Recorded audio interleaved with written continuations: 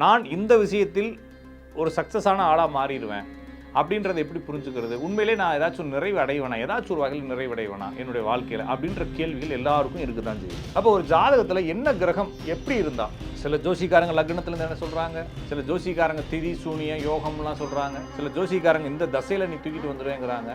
எப்படி இருந்தால் ஒரு ஜாதகம் கம்ப்ளீட்னஸ் கிடைக்கும்?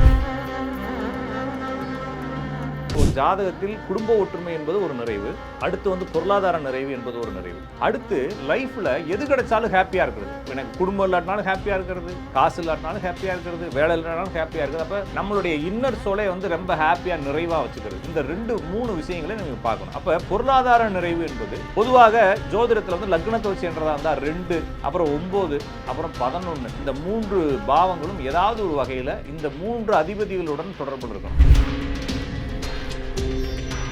சுக்கிரன், குரு, சனி இந்த 3ம் இணைவது. அது எப்படி இணையலாம்? குரு சுக்கிரன் சனி ஒரே கட்டத்தில் இருக்கலாம், அல்லது குரு சுக்கிரனும் ஒரே கட்டத்தில் இருந்து அதுக்கு 5, 7, 9 சனி இருக்கலாம், அல்லது குருவும் சனியும் சேர்ந்து அதுக்கு 1, 5, 7, 9 சுக்கிரன் இருக்கலாம். இது மாதிரி இந்த குரு சுக்கிரன் சனி இது 3ம் இணைந்தோ அல்லது ஒன்றுக்கொன்று 1, 5, 7, 9 இருந்தால் இது ஃபினான்சியல்லையும் ஒரு நிறைவை கொடுக்கும், அது சம்மந்தமான ஒரு குடும்ப விஷயத்துலையும் ஒரு பர்சனல் லைஃப்லையும் ஒரு நிறைவை கொடுக்கும்னு சொல்லி புரிஞ்சுக்கலாம். அப்போ ஒரு ஜாதகத்தில் இந்த 3 கிரகங்கள் இணைந்திருந்தால் ஓரளவுக்கு ஓகே. ஆனால் ஒரு ஜாதகத்தில் குருவும் சனியும் ஒரே கட்டத்தில் இருந்தாலோ அல்லது குருவிலிருந்து 1, 5, 7, 9 சனி இருந்தாலோ கண்டிப்பாக இவங்க வந்து ஒரு இன்னர்ல எது கிடைச்சாலும் ஹாப்பியா இருக்கிறது, எந்த சூழல்லையும் அட்டாச் ஆகிக்கிறது, யாரோடையும் பழகிக்கிறது, எங்க போய் சாப்பாடு போட்டாலும் டப்புன்னு தரையில உட்காந்து சாப்பிட்டுக்கிறது, எந்த சுச்சுவேஷன் ஒரு 5 நிமிஷம் இது பண்ணிட்டு அதுக்கப்புறமா வந்து அதை மேனேஜ் பண்ணிக்கிறது, இந்த மாதிரி ஒரு அந்த தன்மை இருக்கும். ஆனா இவங்க ஜாதத்துல சூரியன் பலமாயிட்டா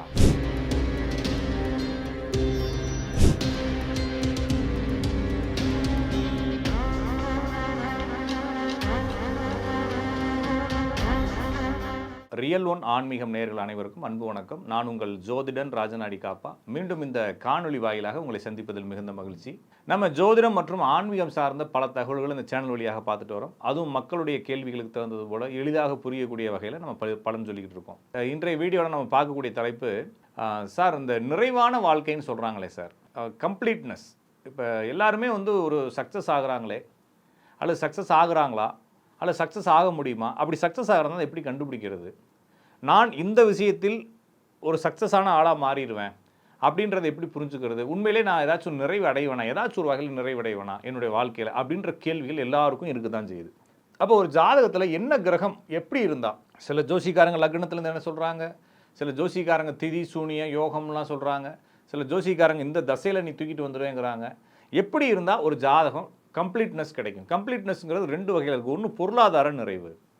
நிறைய பேருக்கு பொருளாதாரத்தில் ரொம்ப ஹாப்பியாக இருப்பாங்க, நிறைய நினச்சதெல்லாம் வரும். மாதம் ஒரு மினிமம் 10 லட்ச ரூபாய்க்கு மேலே வருமானம் இருக்கும். நான் சொல்கிறது மினிமம் 10 லட்ச ரூபா. 10 லட்ச ரூபாய்க்கு மேலே போனால் தான் நம்ம நினச்சதெல்லாம் செய்ய முடியுன்ற அளவுக்கு இருக்குன்றப்போ ஒரு 10 லட்ச ரூபாய்ச்சும் மினிமம் இருந்தால் தான் நம்ம நினச்ச மாதிரி வாழ முடியும், நினச்சதெல்லாம் வாங்க முடியும். திடீர்னு ஒரு காரை பார்த்தா கூட ஒரு 3 மாதம் வாடகை வருமானத்தை போட்டோம்னா ஒரு நல்ல ஒரு எலிகன்ஸான காரை வாங்கிடலாம். அப்போ இந்த மாதிரி ஒரு ரிச்னஸ், நான் சொல்கிறது மினிமம் 10, அதுக்கு மேலே இருக்கவங்கள விட்டுருங்க. அப்போ பணத்தளவில் நம்ம ஒரு பெரிய வெல்த்தாக இருக்க முடியுமா அப்படிங்கிறது ஒரு நிறைவு. அடுத்த நிறைவு பொருளாதார ரீதியாக இருக்கிற நிறைவை விட குடும்ப ரீதியான நிறைவு வந்து ரொம்ப முக்கியம். அப்போ ஒருத்தருக்கு பணமே இல்லை, நிறைய வீடுகள் பார்க்குறோம், வருமானம் அவ்வளோக்கா இல்லை, ஆனால் புருஷன் பொண்டாட்டி நல்ல ஒரு நல்ல ஒரு சந்தோஷத்தோட ஹாப்பியாக. அப்போ காசு இருக்கவங்களுக்குலாம் சந்தோஷம் இருக்காதுன்னு சொல்கிறாங்களே, அப்படிலாம் பொய். அதெல்லாம் பாவம், அவங்க காசு மேலே இருக்கக்கூடிய விருப்பில் சொல்லக்கூடிய வார்த்தை. ஒரு குடும்பத்தில் சண்டை வர்றதுக்கு மிக முக்கிய காரணமே பொருளாதாரம் தான்.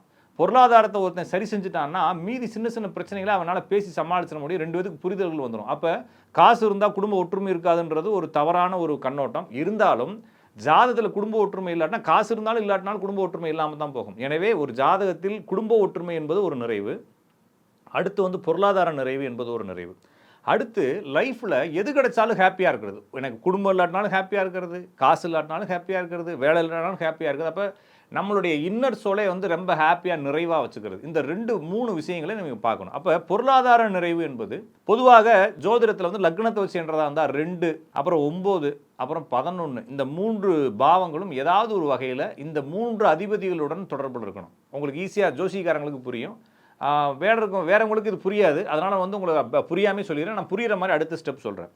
அடுத்து சுக்கிரன், குரு சனி இந்த மூன்றும் இணைவது. அது எப்படி இணையலாம்? குரு சுக்கிரன் சனி ஒரே கட்டத்தில் இருக்கலாம், அல்லது குரு சுக்கிரனும் ஒரே கட்டத்தில் இருந்து அதுக்கு 5, 7, 9 சனி இருக்கலாம், அல்லது குருவும் சனியும் சேர்ந்து அதுக்கு 1, 5, 7, 9 சுக்கிரன் இருக்கலாம். இது மாதிரி இந்த குரு சுக்கிரன் சனி இது மூன்றும் இணைந்தோ அல்லது ஒன்றுக்கொன்று 1, 5, 7, 9 இருந்தால் இது ஃபினான்சியல்லையும் ஒரு நிறைவை கொடுக்கும், அது சம்மந்தமான ஒரு குடும்ப விஷயத்துலையும் ஒரு பர்சனல் லைஃப்லையும் ஒரு நிறைவை கொடுக்கும்னு சொல்லி புரிஞ்சுக்கலாம். அப்போ ஒரு ஜாதகத்தில் இந்த 3 கிரகங்கள் இணைந்திருந்தால் ஓரளவுக்கு ஓகே. ஆனால் எது இருந்தாலும் இல்லாட்டினாலும் ஒருத்தர் சந்தோஷமாக இருக்கணும்னா குருவும் சனி இணைஞ்சிருந்தாலே போதுமானது. அப்போ ஒரு ஜாதகத்தில் குரு சனி இணைவு, இதை வந்து பிரம்மகத்தி தோஷம்னு ஜோசிக்காரங்க சொல்கிறாங்க, அந்த மாதிரி நீங்கள் குழப்பிக்க தேவையில்லை. ஒரு ஜாதகத்தில் குருவும் சனியும் ஒரே கட்டத்தில் இருந்தாலோ அல்லது குருவிலிருந்து 1, 5, 7, 9 சனி இருந்தாலோ கண்டிப்பாக இவங்க வந்து ஒரு இன்னரில் எது கிடைச்சாலும் ஹாப்பியாக இருக்கிறது, எந்த சூழல்லையும் அட்டாச் ஆகிக்கிறது, யாரோடையும் பழகிக்கிறது, எங்கே போய் சாப்பாடு போட்டாலும் டப்புன்னு தரையில் உட்காந்து சாப்பிட்டுக்கிறது, எந்த சுச்சுவேஷன் இருந்தாலும் ஒரு 5 நிமிஷம் இது பண்ணிவிட்டு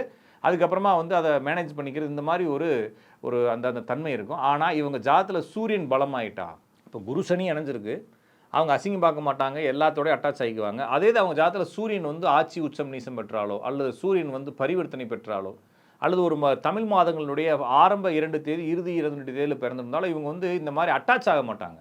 ஆனால் அவங்களுக்கு அந்த நிறைவுத்தன்மை இருக்கும். ஆனால் எல்லா சூழலையும் அட்டாச் ஆகிறது, எல்லாத்தோடையும் பழகிறது, எல்லாத்தோடையும் ரொம்ப நெருங்கி இருக்கிறது, எல்லா இடத்தையும் பக்காவாக யூஸ் பண்ணிக்கிறது மாதிரி செய்யாமல் அவங்க கொஞ்சம் நீட்டாக இருக்கணும், கொஞ்சம் ஜெனூனாக இருக்கணும்னு சொல்லி ஒதுங்கி அந்த ஒரு மாதிரி இங்கீதம் பார்க்குறதுன்ற ஒரு கேரக்டர் இருக்கும். அதே டயத்தில் எல்லாத்தையும் ஏற்றுக்கொள்ளக்கூடிய கேரக்டர் இந்த குரு சனி இருக்கும். அப்போ குரு சனி இணைவு, அதோட குரு சனி சுக்கிரன் இணைவு, குரு சனி சுக்கிரன் இணைவோடு சேர்ந்த சூரியன் பலம், இதெல்லாம் இருந்துச்சுன்னா ஒருத்தர் தன்னுடைய வாழ்க்கையை சிறப்பாக வாழ்ந்து ஒரு ஓரளவுக்கு நிறைவான வாழ்க்கையை வாழ்வார் அப்படின்னு புரிஞ்சுக்கலாம். ஒரு ஜாதகத்தில் குரு கேது சேராமலோ அல்லது சுக்கிரன் வந்து ராகு கேதுவோட சேராமலோ இருந்தால் ஃபேமிலி லைஃப் ஓரளவுக்கு ஹாப்பியாக இருக்கும். இந்த 3 விஷயங்களையும் புரிஞ்சுக்கிட்டால் போதும், ஒரு மனிதன் தன்னுடைய வாழ்க்கையில் நிறைவடையலாம். இது ஒரு விஷயம். இதுக்கு அடுத்து இன்னொரு சாப்டர் என்னென்னா, இப்போ உதாரணத்துக்கு மேசராசி, நான் சொல்கிறத உங்களுக்கு புரிஞ்சுக்குங்க. மேசராசி என்பது ஒரு பர்சனலான ஒரு லைஃப், என்னுடைய உருவம், என்னுடைய தோற்றம், என்னுடைய வாழ்க்கை பற்றி சிந்தனைகள் இதெல்லாம் குறிப்பிடுறது மேசராசி அப்படின்னு வச்சுக்கோங்களேன். ரிஷபராசி என்பது என்னுடைய செல்வம், சொத்து, குடும்பம், என்னுடைய அந்த முதலீடு சம்பந்தமான விஷயங்களை குறிப்பிடுவது ரிஷபராசி. நான் கட்டங்களை சொல்கிறேன். அடுத்த மிதுனராசி என்பது நான் இந்த சமூகத்தை பற்றி கற்றுக்கொள்வது, அடுத்தவங்கள்ட்ட மீட் பண்ணுறது, அடுத்தவங்கள்ட்ட என்னை பற்றி மார்க்கெட்டிங் பண்ணிக்கிறது, என்னை பற்றி கன்வே பண்ணுறது, இதெல்லாமே மிதுனம். 4ஆம் இடம் சொல்லப்படக்கூடிய சந்திரனுடைய வீடான கடகம் என்பது மண்மனை, வீடு, வாகன சுகங்கள் இது பற்றி கூறுவது. சிம்மராசி என்பது என்னுடைய ஆளுமை, என்னுடைய பூர்வீக சம்பந்தமான விஷயங்கள், என்னுடைய குழந்தை, என்னுடைய தொழில்கள் பற்றி கூறுவது. 6 என்பது நான் இந்த சமூகத்தில் எதையெல்லாம் நான் போட்டிக்கிட்டு பொறாமப்பட்டு என்னுடைய எல்லாத்தையும் அடித்து பிடிச்சி எனக்கானதை எப்படி நான் தக்க வச்சுக்கிறேங்கிறது. 7ஆம் இடமான துலாம் ராசி என்பது என்னுடைய குடும்பம், என்னுடைய பங்குதாரர்கள், என்னுடைய வாடிக்கையாளர்கள், இந்த சமூகத்தில் நான் என்ன செய்ய போகிறேன் அதெல்லாம் இருக்குது. விருச்சிக ராசி என்பது இந்த சொசைட்டியில் நான் வந்து எனக்கான பொருளை நான் பாதுகாத்து வச்சுக்கிறது. தனுசு ராசி என்பது என்னுடைய அறிவு, என்னுடைய அறிவுக்கான என்னுடைய வினை பயன், நான் எந்த குடும்பத்திலேருந்து பிறந்திருக்கேன், என்னுடைய கௌரவம் இதெல்லாம் குறிப்பிடுறது. மகர ராசி என்பது என்னுடைய தொழில் மேன்மைகளை குறிப்பிடுவது. கும்பராசி என்பது என்னுடைய மறைபொருள், என்னுடைய லாபத்தை குறிப்பிடுவது. மீனராசி என்பது என்னுடைய நிறைவை குறிப்பிடுவது. இந்த 12 ராசிகளை நான் வந்து உங்களுக்கு புரியாட்டினா மறுபடியும் இந்த வீடியோ ரீவைண்ட் பண்ணி பார்த்துக்கலாம். நான் சொன்ன இந்த 12 ராசிகளில் ஏதாவது ஒரு ராசியில் ஒரு கிரகம் நின்னா போதும் சார். உதாரணத்துக்கு சொல்கிறேனே, இப்போ வந்து உங்கள் ஜாதகத்தை திறக்கிறீங்க, லக்னத்தெல்லாம் விட்டுருங்க, ஜாதகத்தை திறக்கிறீங்க, மகர ராசியில் ஏதோ ஒரு பிளானெட்டு நிற்கிது சார். அப்போ மகர ராசியை நம்ம என்ன சொன்னோம்னா தொழில் சார்ந்த வளர்ச்சிகள், தொழிலில் மேன்மை, இது மாதிரி விஷயங்கள் சொன்னோம். 10ங்கிறது கர்மம், தொழில்னு சொல்கிறாங்க. அப்போ எங்கே சுற்றினாலும் என்ன சக்ஸஸ் ஆகணும், அதாவது தொழிலில் ஒரு ஹாப்பினஸ் கிடச்சிடும், தொழிலில் ஒரு நிறைவு கிடச்சிடும் சார். அப்படின்னா இவர் வந்து டாட்டா பொருள் ஆயிடுவார்னு இல்லை சார். ஒரு ஊரில் ஒரு டீ கடை வச்சுருப்பார், இல்லைனா ஒரு கெட்டிலில் டீ போட்டு பைக்கில் கொண்டு போய் விற்றுட்டு வரவராக இருப்பார். ஆனால் அவருடைய தொழிலில் அவர் ஓரளவுக்கு ஹாப்பி ஆயிடுவார். ஓகே, நம்ம சம்பாரித்தோம், கஷ்டப்பட்டோம், இப்போ வந்து ஓரளவுக்கு நிம்மதியாக இருக்கோம், பிள்ளைகளை கட்டி கொடுத்தோம், ஓரளவுக்கு நம்மளுக்கு சாப்பாட்டுக்கு வழி இருக்குன்ற ஒரு ஹாப்பினஸ் கிடச்சிடும். நிறைய பேருக்கு பெரிய கம்பெனியில் ஒர்க் பண்ணுவான், சிஇஓவாக இருப்பான், அவனால் வாழ்க்கையில் நிம்மதியாகவே இருக்க முடியாது, எப்போ பார்த்தாலும் புலம்பிகிட்டே இருப்பான், எனக்கு இந்த வேலை பிடிக்கல, எப்போ வேணாலும். ஆனால் நான் சொல்லக்கூடிய ஆள் ஒரு கெட்டியில் டீ போட்டு, ஆனால் ஒரு ஃப்ளாஸ்கில் டீ போட்டு 10 பேப்பர் கப்பை வச்சுட்டு ஊற்றி கொடுப்பார். அவர் ரொம்ப சந்தோஷமாக இருப்பார், அவருடைய தொழில் பெர்ஃபெக்ஷனாக இருப்பார். இந்த மாதிரி அந்த 10ஆம் இடமான, அதாவது மகர ராசியில் ஒரே ஒரு கிரகம், அது ராகுவாக இருக்கலாம், கேதுவாக இருக்கலாம், சூரியன், எந்த கிரகம்னாலும் அந்த விஷயத்தை சக்ஸஸ் ஆயிடுவார். உதாரணத்துக்கு இப்போ கடகராசியில் ஏதோ ஒரு கிரகம் இருக்குது. அப்போ கடகராசி என்பது மண்மனை, வீடு, வாகன சுகங்கள்ன்றப்ப அதில் அவருக்கு நிறைவு வந்துடும். அப்போ எந்த ராசியில் என்ன கிரகம் இருந்தாலும் அந்த ராசியினுடைய காரகங்கள் நிறைவு வரும். அப்போ அது ஒரு லாஜிக், இது ஒரு லாஜிக், இந்த 2 லாஜிக்கையும் கலந்து வச்சு உங்களுடைய ஜாதகத்தில் என்ன இருக்குன்றதை புரிஞ்சுக்குங்க. இதில் ஏதாவது சந்தேகம் இருந்தால் கமெண்ட் பண்ணுங்கள், அடுத்தடுத்த வீடியோவில் போடலாம். நன்றி, வணக்கம். அடுத்த வீடியோவில் சந்திப்போம்.